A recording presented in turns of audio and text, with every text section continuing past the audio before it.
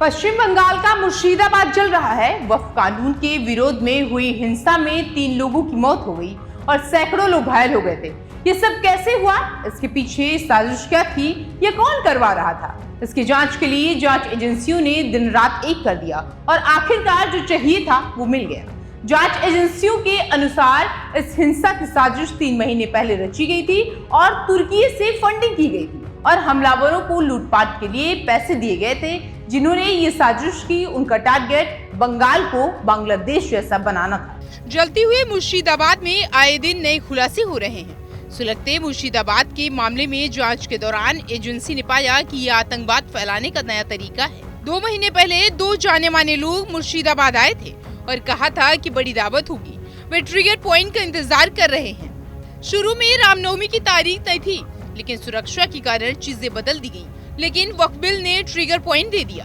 ट्रेनों को रोकना, सरकारी संपत्ति को खत्म करना, हिंदुओं की हत्या करना, घरों को लूटना उनका टारगेट था।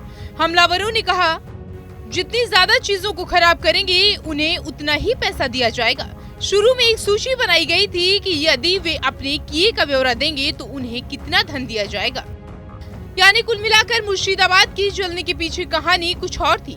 दरअसल मुर्शिदाबाद हिंसा की प्लानिंग और पूरे खर्च का दारोमदार तुर्की के भरोसे चल रहा था। यहीं से हिंसा को लेकर पूरा फंड दिया जाता था। जांच एजेंसियों की माने तो इस योजना में शामिल हर हमलावर और पत्थरबाजों को लूटपाट के लिए 500 रुपए दिए गए थे। इनके पिछले 3 महीनों से लगातार ट्रेनिंग चल रही थी। साजिशकर्ताओं ने बंगाल को भी बांग्लादेश बनाने की योजना बनाई थी और जैसे दंगे बांग्लादेश हिंसा में देखने को मिले, ठीक वैसे भी यहाँ का प्लान तैयार था। पश्चिम बंगाल के मुर्शिदाबाद में वक्फ कानून को लेकर 10 अप्रैल से हिंसा जारी है। मुर्शिदाबाद में पहले से ही बीएसएफ के करीब 300 जवान तैनात हैं और केंद्र ने व्यवस्था बहाल करने की मदद के लिए केंद्रीय बलों की 5 अतिरिक्त कंपनियां तैयार की हैं। बताते चले कि केंद्र सरकार ने वक्फ संशोधन अधिनियम को लेकर भड़की हिंसा में प्रदर्शनकारियों ने पुलिस वाहनों को आग लगा दी थी, सड़कें जाम कर दी और रेलवे संपत्ति को नुकसान पहुँचाया गया।